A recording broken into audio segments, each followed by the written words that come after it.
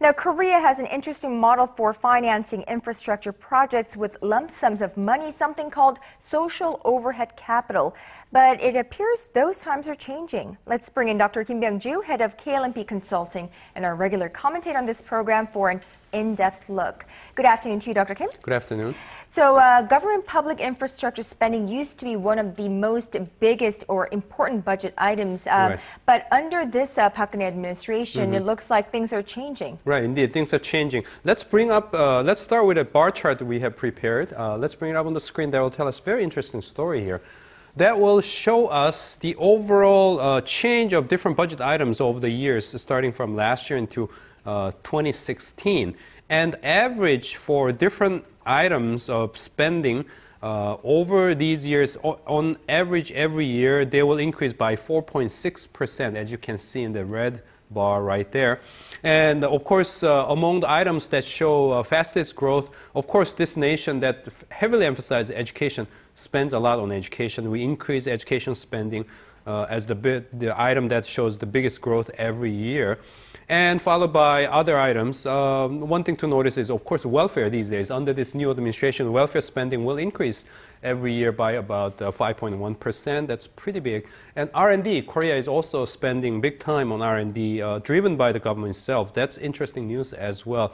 But our focus here is the social infrastructure spending. That will actually show decrease by 0.5% every year, starting from last year, lasting into year 2016.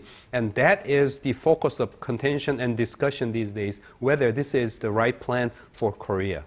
So how do we explain this recent decline in public infrastructure spending? The thing is, when you have this kind of percentage changes, what matters is the baseline effect, indeed. And what happened is, during the previous administration, with the 4 major rivers project as one of the factors, has actually shown a very big increase in year 2009 in terms of social public infrastructure spending there. And from there, because that baseline was so high, there was a big jump from the previous year, and that became a baseline. And since then, it has been showing the decline as well. So I think one of the factors is a baseline effect as well.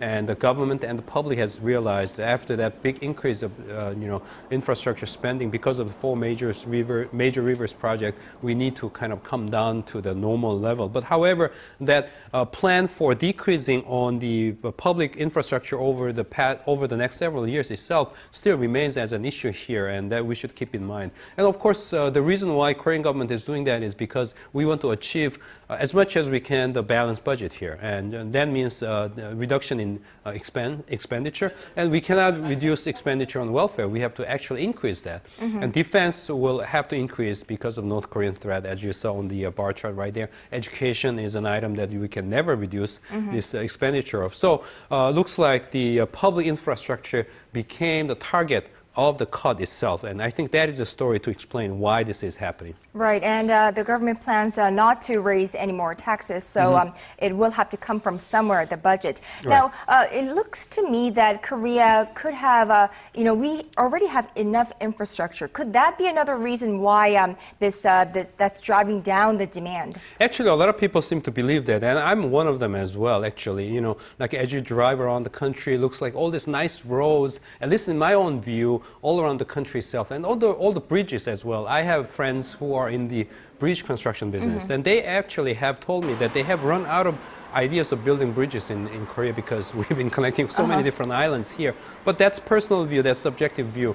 Actually, places like Hyundai Research Institute, they issued a recent report saying actually if we compare the social infrastructure overall with other OECD countries, we are still lagging behind. They're saying, is that right? Yeah, they're actually comparing the overall roads, right? Roads for cars, and they were measuring these availability of roads divided by number of cars as well as the land size itself, and they're showing Korea is still lagging behind. In my own view, I'd like to revise that analysis, saying that, well, first of all, Korean land itself has a different geography. We have a lot of mountainous regions here, so that needs to be considered. And also, we have a lot of cars indeed. We've been selling a lot of cars overseas, so indeed we do possess a lot of cars. So those need to be factored into that. But however, HRI, Hyundai Research Institute, also in their report were pointing out that Korea's water utility facility, for instance, is still lacking in the countryside. My revision right there comes in right there saying that, of course, we have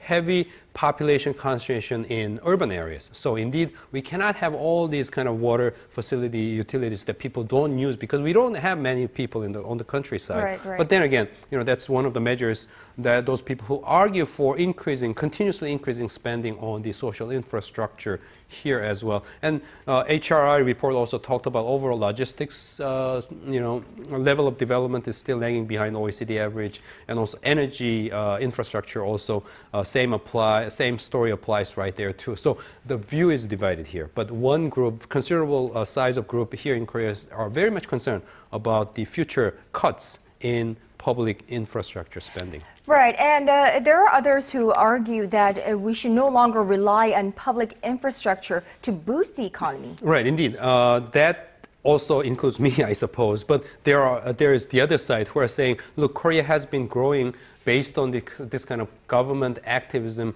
focused on social infrastructure spending. Actually, there's a little agreement among the economists in terms of return on investment. Single one spent on social infrastructure actually tend to return, at least in the shorter term, more returns to that spending itself. I mean, think about spending on education or welfare. Of course, the return will be more fuzzier, it'll be over time. Right. But social infrastructure spending, you create jobs and you have all this impact right away. So indeed, there is that argument, and those people who buy those arguments are very much concerned whether when we see this overall decline of the growth rate itself for the entire country, cutting the social infrastructure spending would be a wise idea.